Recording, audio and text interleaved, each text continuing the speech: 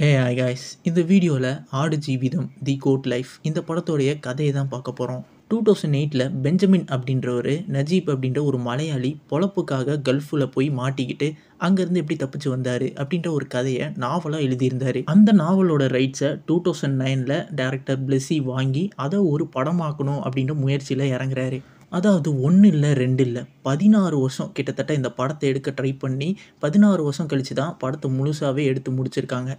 ஸ்டார்டிங்கில் ப்ரொடியூசர் கிடைக்காத பிரச்சனை, அதுக்கப்புறம் ஜோர்தான் பாலைவனத்தில் ஷூட்டிங் போயிட்டுருக்கும்போதே 2019 கோவிடோட பிரச்சனை, அங்கே அந்த க்ரூவே மாட்டிக்கிச்சு. அதுக்கப்புறமும் அவர் கைவிடாமல் இந்த படத்தை முழுசாக எடுத்து முடிச்சிருக்காரு. 16 வருஷம் ஆடு ஒர்க்கா இந்த படம் இப்போது ரிலீஸ் ஆகிருக்கு. கண்டிப்பாக இந்த படத்தை பார்த்து முடிக்கும்போது உங்களுக்கே ஒரு ஆச்சரியமாகும், எப்படி இப்படிலாம் ஒரு மனுஷன் இருந்திருப்பான் அப்படின்ற ஒரு தாட் உங்களுக்கே வரும். அந்த அளவுக்கு ஒரு சூப்பரான மூவி. அண்டு ஸ்பாய்லர் அலர்ட்டும் சொல்லிக்கிறேன், நீங்கள் படம் பார்க்கணும் அப்படின்னு நினச்சிங்கன்னா படத்தை பார்த்துட்டு வந்துடுங்க. அப்படி இல்லை கதை கேட்டுகிட்டே பார்த்துக்கிறேன் அப்படின்றவங்க மட்டும் இந்த வீடியோவை பாருங்கள். ஸ்டார்டிங்கில் ஒரு பெரிய மணல் புயல் அடிச்சுக்கிட்டு இருக்கு இந்த பாலைவனத்தில். அதுக்கு நடுவில் ஒட்டகத்தோட ஒரு ஆள் வந்துட்டுருக்காரு. அப்படியே கட் பண்ணால் நைட் டைமில் ஆட்டு மந்தைங்களுக்கு நடுவில் ஒரு தண்ணி வச்சுருக்காங்க. அந்த தண்ணியில் ஆடுங்கள்லாம் குடிச்சிட்டு இருக்கும்போது அதுக்கு நடுவில் ஒரு ஆள் வாய் வச்சு குடிக்கிறாரு. அவர் முகமெல்லாம் அழுக்கா, பார்க்குறதுக்கே தாடியோட அப்படி இருக்கிற ஒரு மனுஷனாக இருக்க, கை வச்சு கூட குடிக்கல, வாயை வச்சு அந்த ஆடுங்களோடு சேர்ந்து ஒரு ஆடாவே அப்படியே குடிச்சிட்டு இருக்காரு. இவர் யாருன்னு பார்த்தா வேற யாரும் இல்லை, நம்ம படத்துடைய ஹீரோ இவர் தான். அப்படியே இந்த படத்தோட டைட்டில் தி கோட் லைஃப் போடுறாங்க. இப்போது ஃப்ளாஷ்பேக்கை காட்டுறாங்க. துபாய்க்கு இறங்கின நம்ம ஹீரோ நஜீப்பும் அவரோட ஃப்ரெண்டு ஹக்கீமும் செக்கிங் லைனில் நின்று செக் பண்ணிகிட்டு இருக்காங்க. அங்கே அந்த ஆஃபீஸரு நீங்கள் எதுக்காக இங்கே வந்திருக்கீங்க அப்படின்ற மாதிரி கேட்க, நம்ம ஹீரோ நஜீப் அவங்க மொழி தெரியாமல் முடிச்சிட்டு இருக்க, ஹக்கீம் அங்கே இங்கிலீஷில் ஏதோ மேனேஜ் பண்ணிக்கிறாரு. நாங்கள் ஹெல்ப்பர்ஸாக வந்திருக்கோம், இங்கே ஒரு கம்பெனிக்காக வந்திருக்கோம் அப்படின்ற மாதிரி சொன்னோடனே சரின்னு அவங்களும் புரிஞ்சுக்கிட்டு சீல் போட்டு அனுப்பி வச்சிடுறாங்க. இப்போ இவங்க 2 பேரும் கூப்பிட்டு போகிறதுக்கு யாராவது வந்திருக்காங்களா அப்படின்னு சொல்லி யாராவது போர்டு வச்சுட்டு நிற்கிறாங்களா அப்படின்னு சொல்லி பார்க்குறாங்க. ஆனால் அங்கே யாருமே இவங்க பேர் போட்டு போர்டு வச்சுட்டு நிற்கலை. அப்போது அங்கே ஒரு கம்பெனி அங்கே வந்த நபர்களை கூப்பிட்டு போயிட்டுருக்காங்க. அவங்கக்கிட்ட போய் நம்ம ஹக்கீமு நீங்கள் யார் அப்படின்ற மாதிரி கேட்க, அதுக்கு அவங்க நான் ஸ்ரீலங்கர்லேருந்து வந்திருக்கேன் அப்படின்ற மாதிரி சொல்கிறாங்க. சரி அப்போ நம்ம குரூப்பாக இருக்காது அப்படின்னு சொல்லிட்டு அவனும் இங்கே நம்ம நஜீப் கிட்ட அந்த விஷயத்த சொல்கிறான். இப்போது தமிழ் பேச தெரிஞ்ச ஒரு ஆள் அங்கே இருக்கார். அவர்கிட்ட போயிட்டு இந்த மாதிரி கம்பெனி நம்பருக்கு கால் பண்ண சொல்கிறாங்க. இவங்களும் அந்த நம்பரை கொடுக்க அந்த நம்பரை வாங்கி அவரும் பண்ணுறாரு. ஆனால் அது எடுக்கவே இல்லை. இன்றைக்கி லீவ் டேஸ் அப்படின்றதுனால எந்த கம்பெனியும் அவங்க காலை அட்டன் பண்ண மாட்டாங்க அப்படின்ற மாதிரி சொல்கிறாரு. வேறு ஏதாவது பர்சனல் நம்பர் இருக்கா அப்படின்ற மாதிரி கேட்க, அதுக்கு நம்ம நஜீப்பு ஊருக்கு வர அவசரத்தில் அந்த டீட்டெயிலாம் நான் கேட்க மறந்துட்டேன் அப்படின்ற மாதிரி சொல்கிறான். இப்போது அந்த ஹெல்ப் பண்ண வந்தவர் நீங்கள் வெயிட் பண்ணுங்கள் அப்படின்னு சொல்லிட்டு அவர் வேறு எங்கேயோ போகிறாரு. இவங்களும் அங்கே உட்காந்துருக்க, அப்போ ஹக்கீமு நம்ம அம்மாவுக்கெல்லாம் கால் பண்ணி சொல்லணும் இங்கே வந்த விஷயத்த அப்படின்ற மாதிரி சொல்லி புலம்பிக்கிட்டு இருக்கான். அதுக்கு நம்ம நஜீப்பு நம்ம ஊருக்கும் இந்த ஊருக்கும் நிறைய டைம் டிஃப்ரென்ஸ் இருக்குது, ஸோ அதனால நம்ம அப்புறமா சொல்லிக்கலாம் அப்படின்ற மாதிரி சொல்கிறான். இந்த நேரத்தில் ஒரு சேக்கு அந்த ஏர்போர்ட்டுக்கு யாரையோ தேடிட்டு இருக்க மாதிரி இருக்குது. இவங்களும் நம்மளை தான் தேடுறாங்களோ அப்படின்ற மாதிரி நினச்சிட்டு நிற்க, அந்த நேரத்துக்கு அந்த சேக்கு இவங்ககிட்டே வராரு. அவங்க மொழியில் ஏதோ ஒன்று பேசுகிறாரு. ஆனால் இவங்க 2 பேருக்குமே அது ஒன்றுமே புரியலை. அப்போ டக்குன்னு வாங்க அப்படின்னு சொல்லிட்டு அவங்களுடைய பாஸ்போர்ட் விசா எல்லாத்தையுமே வாங்கிட்டு ஒரு ஜீப்பில் போய் உட்கார்றாரு. இவங்களும் பின்னாடியே போய் நிற்க, அப்போது அவர் நீங்கள் பின்னாடி லக்கேஜ் கேரியரில் ஏறிக்கோங்க அப்படின்ற மாதிரி சொல்ல, இவங்க 2 பேரும் அதில் ஏறுறாங்க. குடிக்க தண்ணி கூட கொடுக்கல. ஆனால் இப்போது அவங்க அந்த ஜீப்பில் போயிட்டுருக்காங்க. போயிட்டு இருக்கும்போதே இந்த சிட்டியை வியந்து பார்த்துக்கிட்டே இருக்காங்க. பக்கத்தில் ஒரு வண்டியில் வந்த சேக்கு இந்த சேக்கை பார்த்து, எங்கே கூட்டிகிட்டு போயிட்டுருக்க இவங்கள மார்க்கெட்டுக்கா அப்படின்ற மாதிரி சொல்லி சிரிக்கிறாரு. ஆமாம் அப்படின்னு அவரும் சொல்லி சிரிக்க, இப்போது அந்த வண்டி ஒரு ஆள் நடமாட்டமே இல்லாத ஒரு பகுதிக்கு போகுது. ஒரு பாலைவனத்துக்கு நடுவில் போய் அந்த வண்டியை நிறுத்துறாரு அந்த சேக்கு. ஏதோ ஒன்று தப்பாக படுதுன்னு இவங்களும் நினைக்க, அங்கே இருக்கிற ஒரு முதலாளிக்கிட்ட நம்ம ஹக்கீமை இறக்கி விட்டுட்டு நம்ம நஜீபை காரில் ஏற சொல்கிறாரு. என்ன தான் மொழி தெரியலனாலும் பாடி லாங்குவேஜ் வச்சு நம்ம நஜீபு புரிஞ்சுக்கிறான். நானும் ஹக்கீமும் ஒரே இடத்துல தான் வேலை செய்கிறோன்னு சொல்லி கான்ட்ராக்ட் பண்ணியிருந்தோம், ஆனால் நீங்கள் என்னமோ இப்படி தனியாக பிரிக்கிறீங்க, நான் அவன் கூட தான் இருப்பேன். அப்போது அந்த சேக்கு அவர் மண்டையிலேருந்து அந்த சாட்டை எடுத்து இவரை அடிக்கிறாரு. அடித்து அந்த ஜீப்பில் ஏற்றிட்டு இவரை கொண்டு போகிறாரு. இப்போது நம்ம ஹீரோவை ஒரு இடத்துல இறக்கி விட்டுறாரு அந்த சேக்கு. அந்த இடம் பார்த்தா ஆட்டு மந்தையாக இருக்குது. அங்கே ஒரு ஹிந்திக்காரரும் இருக்கார். இப்போ இறக்கி விட்ட அந்த சேக்கு ஜீப் எடுத்துகிட்டு அவர் கிளம்பிடுறாரு. இங்கே நம்ம ஹீரோ தண்ணி தாகமாக இருக்குது. அந்த ஹிந்திக்காரர் பேசுகிற ஹிந்தி நம்ம ஹீரோவுக்கு புரியலை, நம்ம ஹீரோ பேசுகிற தமிழ் அவருக்கு புரியலை. இப்படி இருக்கும்போது ஓரத்தில் ஒரு பைப் இருக்கிறத பார்த்து அதில் போய் தண்ணியை குடிக்கிறாரு. படுக்கிறதுக்கு கூட வசதி இல்லாமல் இருக்குது அந்த இடத்துல. ஆனால் இவரை கூப்பிட்டு வரும்போது இங்கே படுக்கிறதுக்கு ஏசி ரூமு, சாப்பிட்றதுக்கு சாப்பாடு எல்லாமே கொடுப்போம் அப்படின்னு சொல்லி கூப்பிட்டு ஏமாற்றிருக்காங்க. இப்போது அப்படியே ஒரு டென்ட்டுக்குள்ளே போகிறாரு. அங்கே ஒருத்தர் படுத்திருக்க, அவர் பக்கத்துலேயே கீழே ஒரு பெட்ஷீட்டை விரித்து அவரும் படுத்துக்கிறாரு. இப்போ அப்படியே கட் பண்ணால் ஃப்ளாஷ்பேக்கில் காட்டுறாங்க. அவங்க ஊரில் நம்ம ஹீரோ ஆற்றுல இறங்கி ஆற்றுக்குள்ளே இருக்கிற அந்த மண்ணை அள்ளி போட்டில் வச்சு அந்த முதலாளிக்கு போய் கொடுக்குறாரு.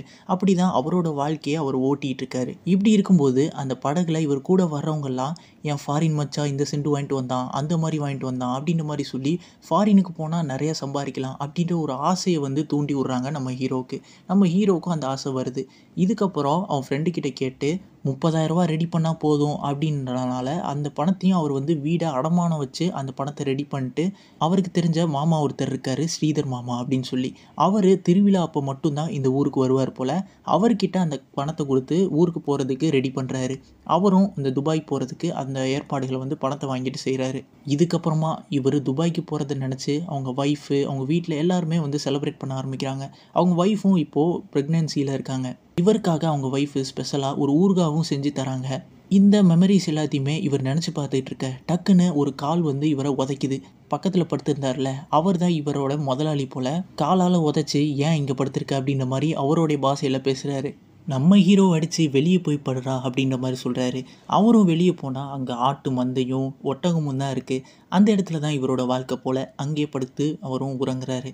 காலையில் எழுந்திரிச்சு பார்க்குறாரு, அங்கே ஆட்டு மந்தையில் அந்த ஹிந்திக்காரரு ஆடோடைய பாலை வந்து கறந்து வச்சு இவர்கிட்ட கொடுக்குறாரு. சரி நமக்கு தான் கொடுக்குறாரு போல் அப்படின்ட்டு குடித்தா அவர் அடேய் உனக்கு இல்லைடா அப்படின்ற மாதிரி சொல்லிட்டு மறுபடியும் அந்த ஆட்டுப்பாலை கறந்து அவர்கிட்ட போய் கொடுறான்னு சொல்லி செய்கையிலே சொல்கிறாரு. அங்கே படுத்திருந்தார்ல இவரோட முதலாளிக்கிட்ட நம்ம ஹீரோ கொண்டு போய் கொடுக்க அவரும் அதை குடிக்கிறாரு. அப்போது நம்ம ஹீரோ என்னோட வீட்டுக்கு போகணும் நான் அப்படின்ற மாதிரி கேட்க, அப்போது அவரை அடித்து வெளியே துரத்த, இப்போது நம்ம ஹீரோ கீழே விழுந்து அழுதுகிட்டு இருக்க. அங்கே வந்து அந்த ஹிந்திக்காரரு அழுது ஒரு பிரயோஜனமும் இல்லை, நீ போய் ஆடை கட்டு அப்படின்ற மாதிரி சொல்லி அனுப்புகிறாரு. அப்போது அந்த இடத்துக்கு நம்ம ஏர்போர்ட்டில் சேர்க்க வந்தார்ல அவர் இங்கே வந்து நம்ம ஹீரோ கிட்ட ஒரு மூட்டையை கொடுத்து வேலை வாங்குறாரு. நம்ம ஹீரோ அதை வச்சுட்டு இந்த மாதிரி அவரோட பாஸ்போர்ட்டில் இருந்த அவர்கிட்ட இருந்த அவருடைய வீட்டு நம்பர் எல்லாத்தையுமே வந்து கொடுத்து ஃபோன் பண்ணணும் அப்படின்ற மாதிரி கேட்க, அந்த டீட்டெயில் எல்லாத்தையுமே அவர் வந்து கிழிச்சு போட்டு இனிமேல் நீ இங்கே தான் வேலை பார்க்கணும் அப்படின்ற மாதிரி சொல்கிறாரு. அதுக்கப்புறம் நம்ம ஹீரோவை நிறையவே வேலை வாங்குறாங்க. அப்புறம் கொஞ்ச நேரம் கழித்து எங்கேயோ இருக்கிற நம்ம ஹீரோவை கூப்பிட்டு ஒரு ரொட்டியை கையில் கொடுக்குறாங்க சாப்பிட்றதுக்காக. அவரும் அதை வாங்கி அவருக்கு இருக்கிற பசியில் அதை சாப்பிட்றாரு. இப்போது அந்த சாப்பாடை சாப்பிட்டுட்டு அந்த ஹிந்திக்காரர்கிட்ட போயிட்டு ரோடு எங்கே இருக்குது அப்படின்ற மாதிரி கேட்குறாரு. அதுக்கு அவர் ஹிந்திலேயே ரொம்ப தூரத்தில் இருக்குது, ரொம்ப ரொம்ப தூரம் அப்படின்ற மாதிரி சொல்ல, அதை கேட்ட நம்ம ஹீரோவுக்கு புரிஞ்சிருச்சு. கண்ணு கெட்டின வரையும் ரோடு இங்கே இல்லை அப்படின்றத புரிஞ்சு ரொம்பவே உடஞ்சி போகிறாரு அந்த மனுஷன். அந்த இடத்துலே ஒரு உடஞ்சி போன கார் ஒன்று இருக்குது. அதுக்குள்ளே தான் நம்ம ஹீரோவோட திங்ஸ் எல்லாத்தையுமே அவர் வச்சுருக்காரு. வச்சு கொஞ்ச நேரம் அங்கே உட்காந்துருப்பார். அப்படி உட்காந்துருக்கும்போது அவர் கிழிச்சு போட்டார்ல அந்த டீட்டெயில் எல்லாத்தையுமே எடுத்து இப்போ ஒட்ட வச்சுக்கிட்டு இருக்காரு. இப்போது அவருக்கு ஃப்ளாஷ்பேக்கில் நம்ம ஹீரோயின் சொன்ன விஷயங்கள்லாம் ஞாபகம் வருது. உங்களுக்கு எப்போல்லாம் ஏன் ஞாபகம் வருதோ அப்போது நிலாவை பாருங்கள், அந்த நிலா நீ என்ன சொல்கிறியோ அதை என்கிட்ட வந்து சொல்லும் அப்படின்ற மாதிரி சொல்கிறாங்க. அதை பார்த்து இவரும் நினச்சிக்கிட்டு இருக்க, இவரை ட்ரெயின் ஏற்றி விட்றதுக்காக இவங்க ஃபேமிலி வந்திருக்கு. இவங்க ஒய்ஃபும் அப்போது ரொம்ப கவலையோடு இவங்களை அனுப்பி வைக்கிறாங்க. அந்த நேரத்தில் தான் ஹக்கீமும் வரான். அவனோட அம்மாவும் நம்ம ஹீரோ இருக்கிற தைரியத்தில் தான் அனுப்பியும் வைக்கிறாங்க. அவரோட ஊரில் ட்ரெயின் ஏறாமல் நம்ம ஹீரோ கூட ஏறணும்னு சொல்லி இந்த ஊருக்கு வந்து இப்போது இவர் கூட ட்ரெயின் ஏறுறாரு. இப்படி ஏறி போகும்போது அந்த நேரமும் மழை பெய்யுது. இப்படி இந்த மழையோடு வாழ்ந்துகிட்டு இருந்த இவர் இங்கே ஒரு சொட்டு தண்ணி கூட இல்லாமல் இப்படி இருக்கிற நிலைமை வந்திருக்கே அப்படின்னு நினச்சி அவர் கவலைப்பட்டுக்கிட்டு இருக்காரு. இப்போ டூ டாய்லெட்டுக்காக அவர் தண்ணி எடுத்துகிட்டு போய் வந்துட்டு இருக்காரு. அப்போது அங்கே கஃபீல் வந்துட்டு இந்த மாதிரி நாங்கள் காசு கொடுத்து தண்ணி வாங்குறோம், நீ இதுக்கெல்லாம் யூஸ் பண்ணக்கூடாது அப்படின்னு சொல்லி அவரை மிரட்டி அந்த தண்ணி எடுத்துகிட்டு போகிறாரு. இப்போது என்ன பண்ணுறது அப்படின்னு அந்த ஹிந்திக்காரர்கிட்ட கேட்க, அவர் வந்து மண்ணை வச்சு தான்ப்பா அட்ஜஸ்ட் பண்ணிக்கணும் அப்படின்ற மாதிரி சைக்கிளே சொல்கிறாரு. இவரும் மண்ணை வச்சு அட்ஜஸ்ட் பண்ணிட்டு வந்துட்டுருக்க. இப்போது அந்த இடத்துல ஒரு தண்ணி வண்டி வந்திருக்கு. அங்கே அந்த தண்ணி வண்டிக்காரர்கிட்ட போயிட்டு என்ன நீங்கள் ஊருக்குள்ளே கூப்பிட்டு போகிறீங்களா அப்படின்ற மாதிரி அவர் கேட்க, அப்போது அந்த கஃபீல் அந்த ஷேக்கு வந்து நம்ம ஹீரோவை பார்த்தோன்னே நீ இங்கே தான் இருக்கணும், வேறு ஏதாவது தப்பிக்க ட்ரை பண்ண அப்படின்னா ஒன்று அவ்வளோதான் கொன்றுவோம் அப்படின்ற மாதிரி சொல்லி மிரட்டுறாரு. அப்போது அவர் கீழே தள்ளி விட அந்த நேரத்தில் அந்த டேங்க் ஃபில் ஆகி அப்படியே தண்ணி நம்ம ஹீரோ கிட்ட வருது. அப்படியே ஃப்ளாஷ்பேக்கில் காமிக்கிறாங்க. அவரோட ஊரில் ஒரு மிகப்பெரிய ஏரியே இருக்குது. அங்கே தான் நம்ம ஹீரோவே போய் குளிக்கிறாரு. இந்த மாதிரி குளிக்கிறது கூட ஒரு ஆற்றுல குளிக்கிற நம்ம ஹீரோ ஒரு சொட்டு தண்ணியே இல்லாமல் கஷ்டப்படுற அந்த எதிர்மறையான ஒரு சூழ்நிலை இவருக்கு அமைஞ்சிருக்கு. இப்போது எந்திரிச்சு நடந்து போக அங்கே அந்த கஃபீல் ஆட்டு மந்தைக்கு நடுவில் நிற்கிறாரு. என்னன்னு பார்த்தா நம்ம ஹீரோவை பால் கறக்க சொல்கிறாரு. நம்ம ஹீரோவுக்கு இந்த வேலைலாம் தெரியாது, அதனால் எனக்கு இதெல்லாம் தெரியாது அப்படின்ற மாதிரி சொல்ல, அதுக்காக நீ கற்றுக்கோ அப்படின்ற மாதிரி சொல்லி எப்படி பாடணும் அப்படின்ற மாதிரி செய்கையிலே காமிக்கிறாரு. சரின்னு வேறு வழி இல்லாமல் நம்ம ஹீரோவே அந்த பாலை கறந்து கொடுக்குறாரு. ஆனால் அந்த ஹிந்திக்காரர் எங்கன்னு நமக்கும் தெரியல. அடுத்து இந்த ஆடை ஓட்டிகிட்டு போகிற வேலையும் நம்ம ஹீரோக்கே கொடுக்கப்படுது. அவரும் அந்த ஆட்டை ஓட்டிகிட்டு போக அவரால் அதை கரெக்டாக பண்ண முடியல. அந்த ஆடுங்களுக்குள்ளேயே சண்டை போட்டுக்குதுங்க. அப்போது நம்ம ஹீரோவும் அதில் அடிபட்டு விழுகிறாரு. அப்போது அந்த கஃபீல் ஒட்டகத்தில் வந்து நம்ம ஹீரோவுக்கு தண்ணியை கொடுத்து ஒழுங்கா நீ ஆடு ஓட்டு அப்படின்ற மாதிரி சொல்லிட்டு போகிறாரு. அப்போது ஒரே ஒரு ஆடு மட்டும் நம்ம ஹீரோவுக்கு சப்போர்ட்டாக வந்து எல்லா ஆட்டையும் இந்த பக்கம் கூப்பிடுது. அந்த ஆடு நமக்கு சப்போர்ட்டாக இருக்கே அப்படின்னு நினச்சி அந்த ஆட்டை கட்டி பிடிச்சிட்டு அழுகிறாரு. இந்த நேரத்தில் அந்த கஃபீல் இது ஒரு செம்மறி ஆடு அப்படின்றதுனால இதோட முடியெல்லாம் வெட்டி விட்டுக்கிட்டு இருக்க நம்ம ஹீரோ காரோட கண்ணாடியில் போயிட்டு அவரோட முகத்தை பார்க்குறாரு. இவருக்கு நிறைய தாடி எல்லாம் வளர்ந்துருக்கதை பார்த்து இவரே வந்து ரொம்ப வேதனைப்படுறாரு. அந்த நேரத்தில் கஃபீல் அங்கே வந்துட்டு அந்த கண்ணாடி உடச்சி விட்டு என்ன பார்த்துக்கிட்டு இருக்க, நீ இதெல்லாம் பண்ணக்கூடாது அப்படின்னு சொல்லி அனுப்பி வைக்க நம்ம ஹீரோ அந்த உடஞ்சி போன கண்ணாடி எடுத்துகிட்டு வந்து அவரோட தாடியை அறுக்க ட்ரை பண்ணுறாரு. ஆனால் அவளால் முடியல. அப்புறம் ஒரு பள்ளத்தாக்கு மாதிரி ஒரு இடம் இருக்குது. அங்கே மேலே போய் நின்றுட்டு அங்கேருந்து பார்த்தா பொணத்தை திங்கிற கழுகுகள்லாம் இருக்கிறத பார்க்குறாரு. அங்கே போய் பார்த்தா அந்த இந்திக்காரரோட பாடி அங்கே இருக்குது. அதை பார்த்து இவர் ரொம்ப கஷ்டப்பட அந்த நேரத்தில் அந்த கழுகுங்க எல்லாமே நம்ம ஹீரோவை அட்டாக் பண்ண ஆரம்பிக்குது. அதில் நம்ம ஹீரோவுக்கு நிறையவே அடிபட்டுருது. இதுக்கப்புறம் நம்ம அங்கேருந்து ஓடி போய் நம்ம ஹீரோயின் கொடுத்த அந்த ஊர்காடப்பாவை எடுத்து வச்சுட்டு ரொம்ப ஃபீல் பண்ணுறாரு. இங்கேருந்து நம்ம எப்படியா தப்பிச்சிடணுண்டா அப்படின்னு சொல்லிட்டு ஓட ஆரம்பிக்கிறாரு அந்த இடத்துலேருந்து. அப்போது பின்னாடியே வந்த கஃபீல் ஒட்டகத்திலே அவரை துரத்திட்டு வந்து ஷூட் பண்ணுறாரு கண்ணால். அதனால நம்ம ஹீரோ அங்கேயே விழுந்துடுறாரு. ஹீரோவோட கை காலெலாம் உடச்சி நம்ம ஹீரோவை அந்த இடத்துக்கே கூப்பிட்டு போயிடுறாருங்க. அன்றைக்கி நைட்டு ரொம்ப தண்ணி தாகத்தில் அந்த ஆடுங்களோட சேர்ந்து அந்த ஆடுங்க குடிக்கிற அந்த இடத்துலேயே வந்து நம்ம ஹீரோவும் தண்ணியை வாய் வச்சு குடிச்சிட்டு இருக்காரு. இந்த சீன் தான் நம்ம ஃபஸ்ட்டு சீன்லேயே பார்த்துருப்போம். இப்போது இதுக்கப்புறம் நம்ம ஹீரோ இங்கேருந்து தப்பிச்சாரா இல்லையா, ஹக்கீமுக்கு என்னாச்சு அப்படின்னு நமக்கு இன்னும் தெரியலை. இந்த இடத்துல இன்டர்வல் போடுறாங்க. இப்போது செகண்ட் ஹாஃபை பார்க்கலாம். செகண்ட் ஹாஃபில் நம்ம ஹீரோ காலில் நொண்டி நொண்டி நடந்து போயிட்டுருக்க ஆடு மேய்ச்சிக்கிட்டு இருக்காரு. அப்போது அந்த நேரத்தில் ஆளுங்கட்டி மழை பெய்யுது, ஐஸ் கட்டி மழைலாம் பெஞ்சிக்கிட்டு இருக்க அந்த ஆடுங்கள்லாம் கூட்டிகிட்டு ஒரு குகைக்குள்ளே போகிறாரு. அந்த குகைக்குள்ளே போனோடனே இன்னொரு பக்கம் ஒரு வழி இருக்குது. அந்த குகைக்கு இன்னொரு பக்கமாக அவர் நடந்து போக அங்கே பார்த்தா வேறு யாரோ ஒருத்தர் வர்ற மாதிரியே தெரியுது. அது வேறு யாரும் இல்லை, நம்ம ஹக்கீம் தான். அவன் நஜீபை பார்த்த சந்தோஷத்தில் வந்து கட்டி பிடிச்சிக்கிறான். கட்டி பிடிச்சி எனக்கு 2-3 எஜமான்கள்லாம் மாறிட்டாங்க, என்னை ரொம்பவே வேலை வாங்குறாங்க, என்னை ரொம்ப டார்ச்சர் பண்ணுறாங்க அப்படின்ற மாதிரி சொல்லிகிட்டு இருக்க. அதுக்கப்புறம் என்னோடய ஓனர் வந்துட்டார், நான் இங்கேருந்து போகிறேன், இது தெரிஞ்சால் அவர் அடிப்பார், நாளைக்கும் இதே மாதிரி நீங்கள் ஆடு ஓட்டிட்டு வாங்க, இங்கே பார்த்து நம்ம சந்திக்கலாம் அப்படின்ற மாதிரி சொல்லிட்டு போகிறான். அடுத்த நாள் நம்ம ஹக்கீமும் அந்த இடத்துல வந்து ஒரு பேப்பரில் ஒரு லெட்டரை வந்து எழுதி வச்சுட்டு அங்கேருந்து போயிடுறாரு. அதை பார்த்துட்டு நம்ம ஹீரோ எடுக்க போக அந்த பேப்பர் அந்த நேரம்னு பார்த்து பறந்து போகுது. ஸோ அந்த போராட்டத்தெல்லாம் தாண்டி அந்த பேப்பரை பிடிச்சி அதில் படித்து பார்த்தா அதில் அவருக்கு என்னென்னலாம் டார்ச்சர் பண்ணாங்க அப்படின்றதெல்லாம் எழுதியிருந்து அவர் கூட ஒரு ஆஃப்ரிக்கன் நண்பர் இருக்காராம். அவருக்கு இந்த பாலைவனத்தில் எங்கெங்கே என்னென்ன வழி இருக்குது அப்படின்றதெல்லாம் அவருக்கு தெரியுமா. அவர் மனசு வச்சா நம்ம இங்கேருந்து தப்பிச்சு போகலாம் அப்படின்ற மாதிரி சொல்லியிருக்காரு. சரின்னு இவரும் அடுத்த நாள் இவங்க இங்கே வந்து மீட் பண்ணுறாங்க.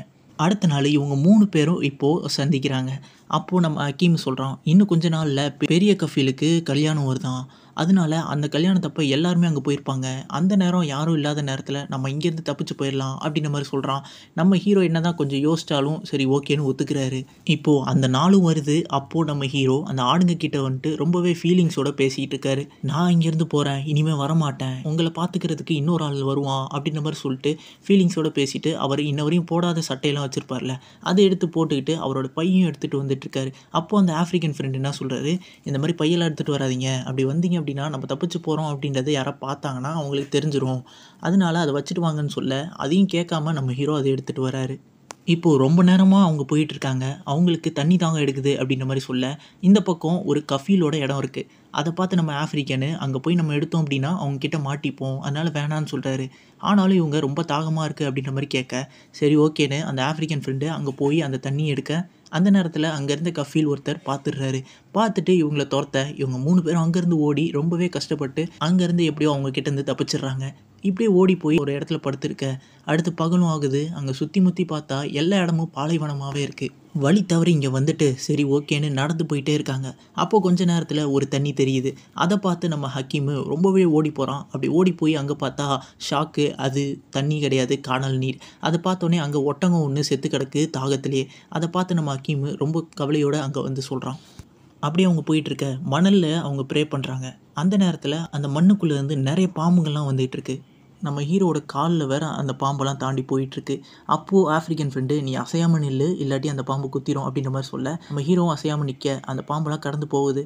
இதுக்கப்புறம் கால் வலிக்குது, ஒரு வேளை பாம்பு குத்திருச்சோ அப்படின்ற மாதிரி கேட்க அதை பார்த்த ஆஃப்ரிக்கனு இது பாம்பு குத்துனா 1 செகண்ட்லேயே இறந்து போயிருப்ப, நீ வெறுங்காலில் நடந்ததுனால கொப்பளமாக வந்திருக்கு, அதனால தான் இந்த வலி ஏற்பட்டிருக்கு அப்படின்னு சொல்லிட்டு அவரோட துணியை கிழிச்சு அதில் ஒரு செருப்பு மாதிரி அவருக்கு போட்டு விடுறாரு. இவங்க இப்படியே கஷ்டப்பட்டு ஒரு நேரம் போயிட்டு இருக்க நம்ம ஆஃப்ரிக்கன் ஃப்ரெண்டு மட்டும் ரொம்ப ஸ்ட்ராங்காக இருக்காரு. இவங்க 2 பேரும் இழுத்துட்டு போயிட்டே இருக்காரு.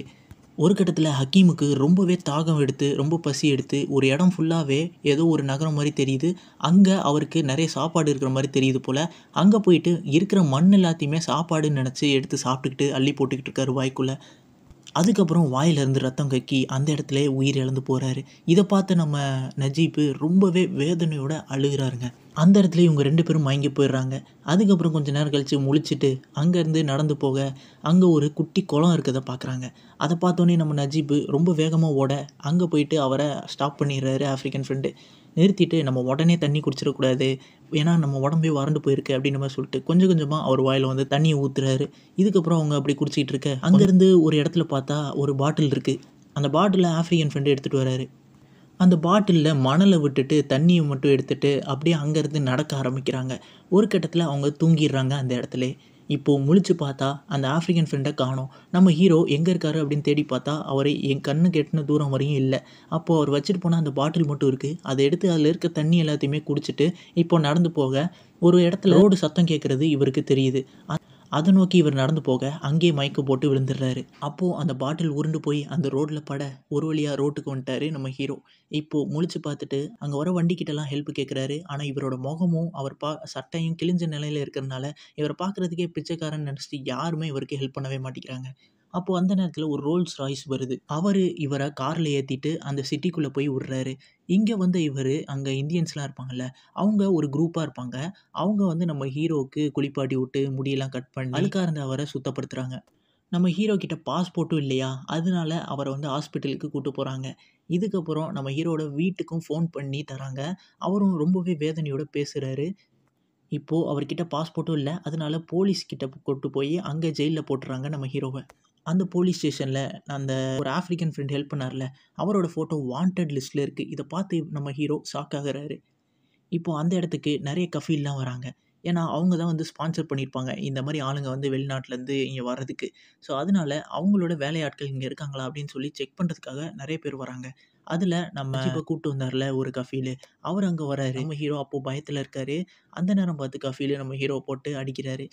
கட் பண்ணால் இது எல்லாமே நம்ம ஹீரோவோட கற்பனை. அவர் அடிக்கவே இல்லை, அங்கே தான் இருக்கார். அந்த கஃபீலு நம்ம ஹீரோ கிட்ட வந்து ஏதோ பேசிட்டு அங்கேருந்து போகிறாரு.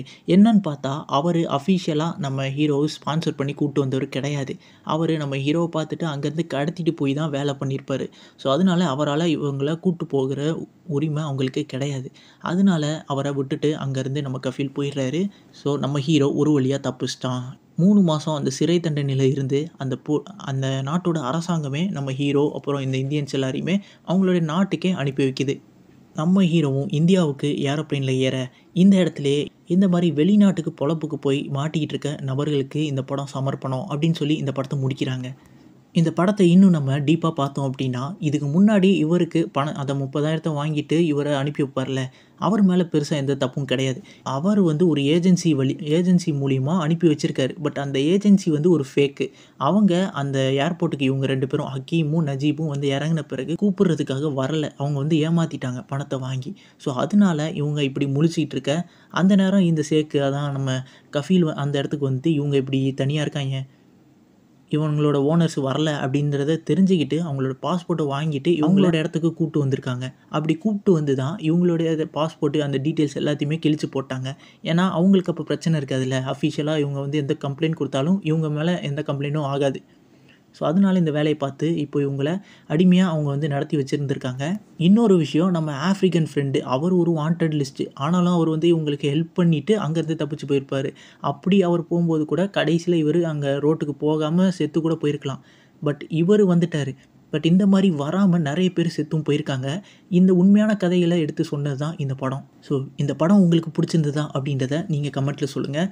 நெக்ஸ்ட்டு ஒரு வீடியோவில் உங்களை வந்து சந்திக்கிறேன். Until then signing off.